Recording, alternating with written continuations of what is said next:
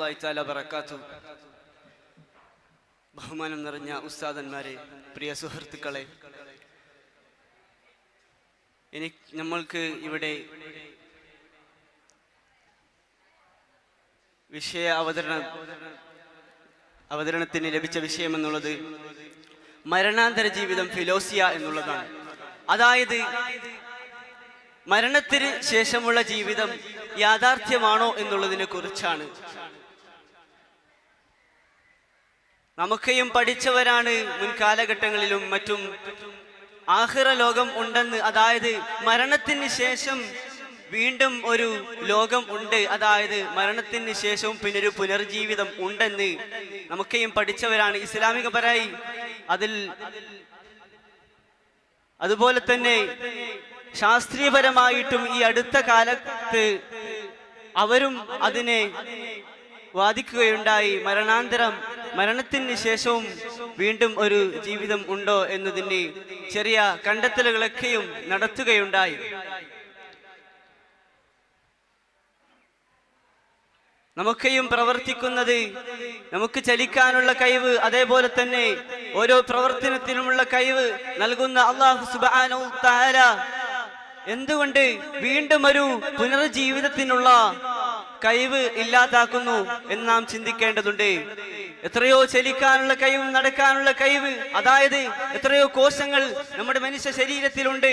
ELISA ബിദാലിക ബിഖാദിരിൻ. അല്ലാഹു സുബ്ഹാനഹു തആല ഒരു മനുഷ്യന് എത്രയോ കഴിവുകൾ നൽകുന്നുണ്ട്, എത്രയോ കാര്യങ്ങളിൽ മറ്റും കഴിവുകൾ നൽകുന്നു. പക്ഷേ എന്തുകൊണ്ട് വീണ്ടും ഒരു പുനർജീവിതത്തിനുള്ള ഒരു കഴിവ് നൽകുന്നില്ല എന്ന ചോദ്യത്തിന് പ്രസക്തിയില്ല. യസ്അലൂനക കുൻ റൂഹ്, അതായത് റൂഹ് ഊത്തിക്കഴിഞ്ഞാൽ ഒരു മനുഷ്യന്റെ റൂഹ് അല്ലാഹു സുബ്ഹാനഹു തആല വീണ്ടും പുനർജീവിപ്പിക്കുന്നതിന് യാഥാർത്ഥ്യമാണ്. 2016, 17, 18 ഇടകളിൽ ശാസ്ത്രജ്ഞന്മാർ ഇതുമായി ബന്ധപ്പെട്ട ഒരു പരീക്ഷണം നടത്തുകയാണ്. നമുക്കറിയാം, ഹൃദയമിടിപ്പ് നിലച്ച് 30 സെക്കൻഡ് മസ്തിഷ്കം പ്രവർത്തനം നിർത്തും. എന്നിട്ട് പിന്നെ വീണ്ടും നമ്മുടെ തിരിച്ചുവരവിന് ബോധം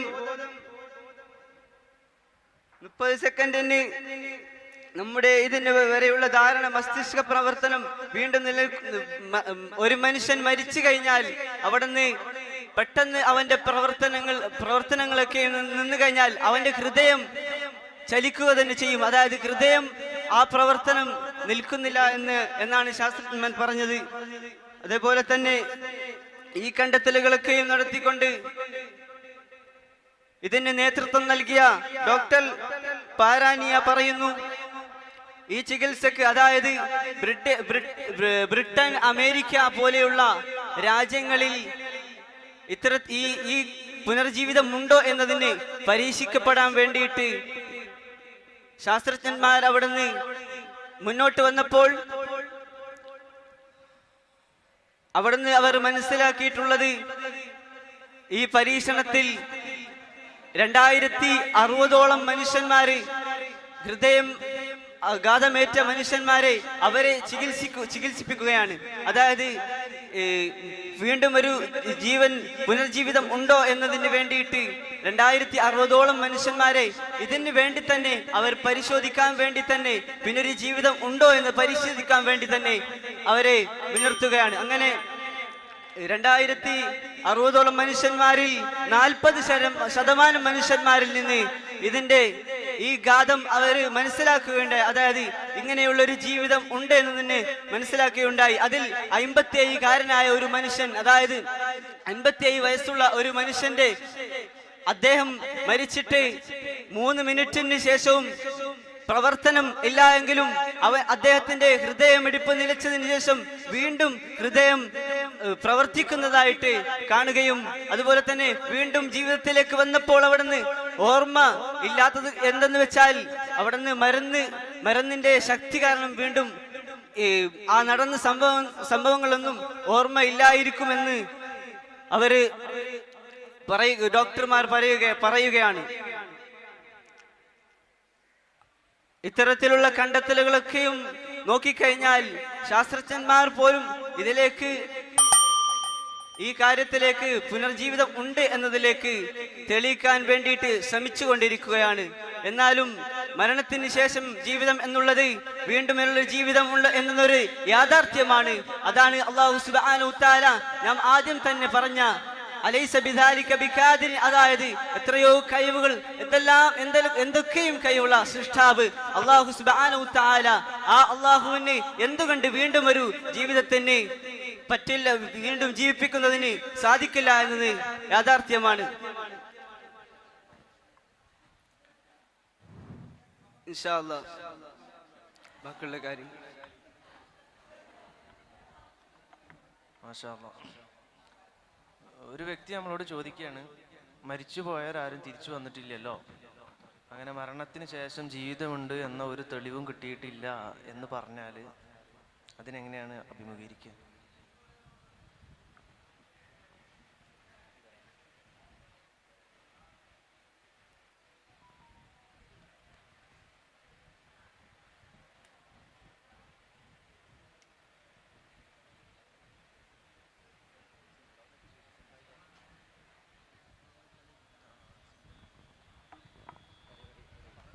നമ്മൾ മരണാനന്തരം ജീവിതം ഉണ്ടെന്ന് വിശ്വസിക്കുന്ന ആളാണ് നിങ്ങളും നമ്മളെല്ലാവരും മുഅ്മിനീങ്ങളല്ലേ.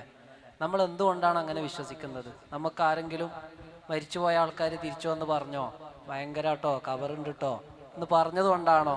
എന്തുകൊണ്ടാണ് നമ്മൾ വിശ്വസിക്കുന്നത്? എന്താണ് നമുക്ക് അതിനുള്ള തെളിവ്? ഒരു യഥാർത്ഥമായ ഒരു മുഅ്മിന് എന്ന് തന്നെ പറഞ്ഞാൽ ഗൈബിയായ കാര്യങ്ങളെ കൊണ്ട് വിശ്വസിക്കുന്നവരാണ് യഥാർത്ഥമായ മുഅ്മിൻ. ഇപ്പോൾ ഒരു മുഅ്മിനെ സംബന്ധിച്ചിടത്തോളം സ്വർഗമുണ്ട്, നരകമുണ്ട്, പഠിച്ചോനുണ്ട്, മരണാനന്തര ജീവിതം ഉണ്ട് എന്നൊക്കെ പറഞ്ഞാൽ അതൊരു മുഅ്മിനെ സംബന്ധിച്ചിടത്തോളം നമുക്ക് അത് വിശ്വസിച്ചേ പറ്റും. പിന്നെ ഉസ്താദ് നേരത്തെ ചോദിച്ചത് 1994 വില്ല് എന്ന് പറയുന്ന അമേരിക്കയിലുള്ള ഒരാള് ഒരു പകർച്ചവ്യാധിയിൽ അയാള് മരിച്ചു എന്ന് ഡോക്ടർമാർ പോലും സ്ഥിരീകരിച്ചു. പിന്നീട് അദ്ദേഹത്തിന്റെ ഖബർ മറമാടി.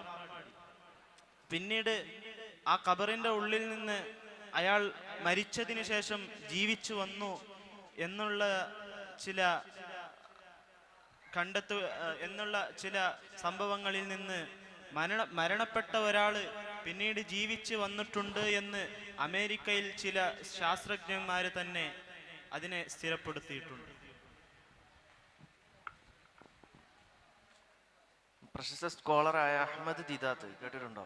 അദ്ദേഹത്തോട് ഒരിക്കൽ ചോദിക്കേണ്ടായി, ശേഷം നരകവും സ്വർഗമൊക്കെ ഉണ്ട് എന്ന് പറഞ്ഞ് കുറേ കാര്യങ്ങൾ ത്യജിക്കുന്നു, ഒരുപാട് കഷ്ടപ്പെട്ട് വിഭാഗത്തൊക്കെ ചെയ്യുന്നു, മരണപ്പെട്ട ശേഷം അതൊന്നും ഇല്ലെങ്കിലോ എന്ന് ചോദിക്കുന്നു.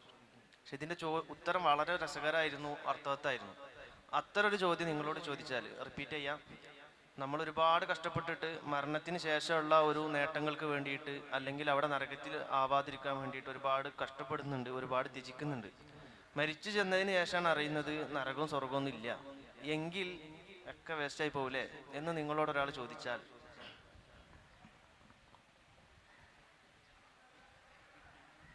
അവിടെ ഒരുപക്ഷെ ഉണ്ടായിരുന്നുവെങ്കിൽ ഉണ്ട് എന്ന് വെക്കുകയാണെങ്കിൽ നമുക്ക് നാം ചെയ്ത അള്ളാഹുലേക്ക് വഴിപ്പെട്ടുകൊണ്ട് ചെയ്ത നന്മകൾ കാരണം നാം എന്താവൂല, നരകത്തിലേക്കോ അല്ലെങ്കിൽ ശിക്ഷക്കോ അർഹരാവുകയില്ല. അതേ സമയത്ത് ഇല്ല എങ്കിൽ നമുക്ക് അതിനെക്കുറിച്ച് ചിന്തിക്കേണ്ടതില്ല. ഉണ്ട് എങ്കിലാണ് നമുക്ക് പിന്നീടുള്ള ഒരു ജീവിതത്തിൽ നമുക്ക് കഷ്ടപ്പെടേണ്ടി വരുന്നത്. അങ്ങനെ പറയും.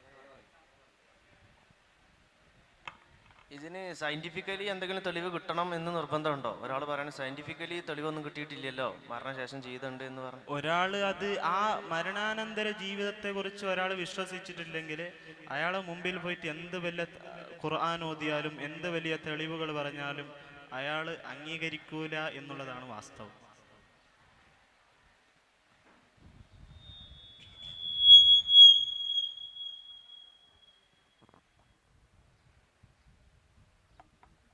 എന്തായാലും ഉസ്താദ് പറഞ്ഞ പോലെ ഒരാള് ചോദിക്കാണ്, നിങ്ങൾ അപ്പോൾ ഒരു അന്ധമായ വിശ്വാസമാണോ പരലോകം ഉണ്ട് എന്നുള്ളത്? കേവലം വെറും ഒരു അന്ധമായ വിശ്വാസമല്ലേ എന്ന് ചോദിച്ചാൽ, അങ്ങനെ ഒരു അന്ധമായ വിശ്വാസം അല്ല എന്ന് തിരിച്ച് നമ്മൾ എങ്ങനെ മറുപടി അറിയും? ഒരുപാട് ഹദീസുകളും ഒരുപാട് ആയത്തുകളും അതിലേക്ക് തെളിവായിട്ട് പറയുന്നുണ്ട്. കേവലം ഒരുപാട് ആയത്തുകളുണ്ട്, പക്ഷെ ഒരു ആയത്ത് ഞാൻ ഓതി കേൾപ്പിക്കാം. അഫഹസിബ്തും, അല്ലാഹു തആല ചോദിക്കുന്നുണ്ട് ഖുർആനിൽ സൂറത്തുൽ ബഖറയിലെ, അഫഹസിബ്തും അന്നമാ ഖലഖനാകും അബസൻ വഅന്നകും ഇലൈനാ ലാ തുർജഊൻ എന്ന് ചോദിക്കുന്നുണ്ട്. നിങ്ങൾ ഞങ്ങളിലേക്ക് മടക്കുന്നില്ല എന്ന് നിങ്ങൾ വിചാരിക്കുന്നുണ്ടോ എന്ന് ചോദിക്കുന്നുണ്ട്. അതിൽ നിന്ന് നമുക്ക് മനസ്സിലാക്കാൻ സാധിക്കും അല്ലാഹു തആലയിലേക്ക് നാം മടങ്ങുന്നവരാണ് എന്ന്. ഖുർആനൊക്കെ പറയുന്നു, ഖുർആൻ പറയുന്നു പുനർജീവനം ഉണ്ട്, മരണാനന്തര ജീവിതം ഉണ്ടെന്ന് ഖുർആൻ പറയുന്നു.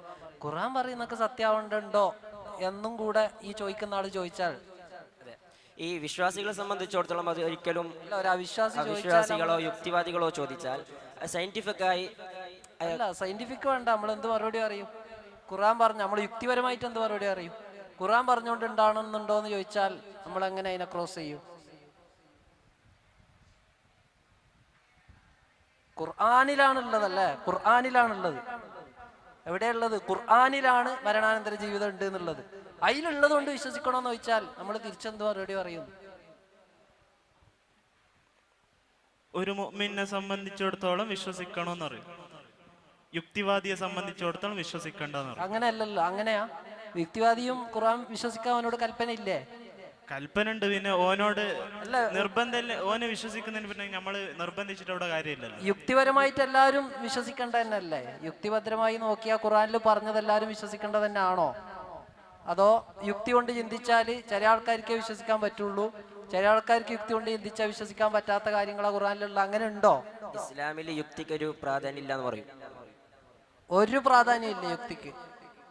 എല്ലാത്തിലല്ല, ചില വിഷയങ്ങളിൽ പ്രാധാന്യം ഇല്ല എന്ന് പറയും. തക്ലീഫ് ബന്ധിക്കുന്ന ആഖില് ബാലിഗ ആവണം എന്നൊക്കെ പറഞ്ഞു. ബുദ്ധിയും ശുദ്ധിയും ഒക്കെ ഉള്ള ആളുകളോടല്ലേ ഇസ്ലാമിന്റെ കീർത്തനങ്ങളുള്ളൂ. അപ്പൊ ബുദ്ധിക്ക് പ്രാധാന്യം ഇല്ലെങ്കിൽ അങ്ങനെ പറയുന്നതിൽ എന്താ അർത്ഥമുള്ളത്? അല്ല, എല്ലാ വിഷയങ്ങളും നമുക്ക് യുക്തിയിൽ അത് ബോധ്യപ്പെടണമെന്നില്ല അങ്ങനെ പറയും. എല്ലാ വിഷയങ്ങളും അല്ലാഹു തആല അതുകൊണ്ട് എന്താണ് ഉദ്ദേശിക്കുന്നത്, എല്ലാ വിഷയങ്ങളിലും ഒരു മനുഷ്യനെ സംബന്ധിച്ചിടത്തോളം യുക്തിക്ക് പിന്നെ ബോധ്യപ്പെടണമെന്നില്ല എന്ന് പറയും.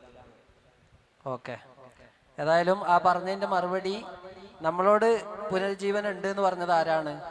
40 വയസ്സ് വരെ ജീവിതത്തിൽ ഒരിക്കലും കളവ് പറഞ്ഞിട്ടില്ല എന്ന് ചെറിയവരും വലിയവരും അടിമകളും അത് യജമാനന്മാരും അതുപോലെ ശത്രുക്കളും മിത്രങ്ങളും എല്ലാവരും ഏകപക്ഷീയമായി പറഞ്ഞ ലോകത്തിന്റെ നേതാവ് മുഹമ്മദുൽ മുസ്തഫ സ്വല്ലല്ലാഹു അലൈഹി വസല്ലമ തങ്ങളാണ് നമ്മളോട് പറഞ്ഞത് മരണാനന്തര ജീവിതമുണ്ട്, സ്വർഗമുണ്ട്, നരകമുണ്ട്. നമ്മൾ ഒരുപാട് കാര്യങ്ങൾ, അമേരിക്ക ഞാൻ കണ്ടിട്ടില്ല, ഞാൻ അമേരിക്ക ഉണ്ട് എന്ന് വിശ്വസിക്കുന്നുണ്ട്.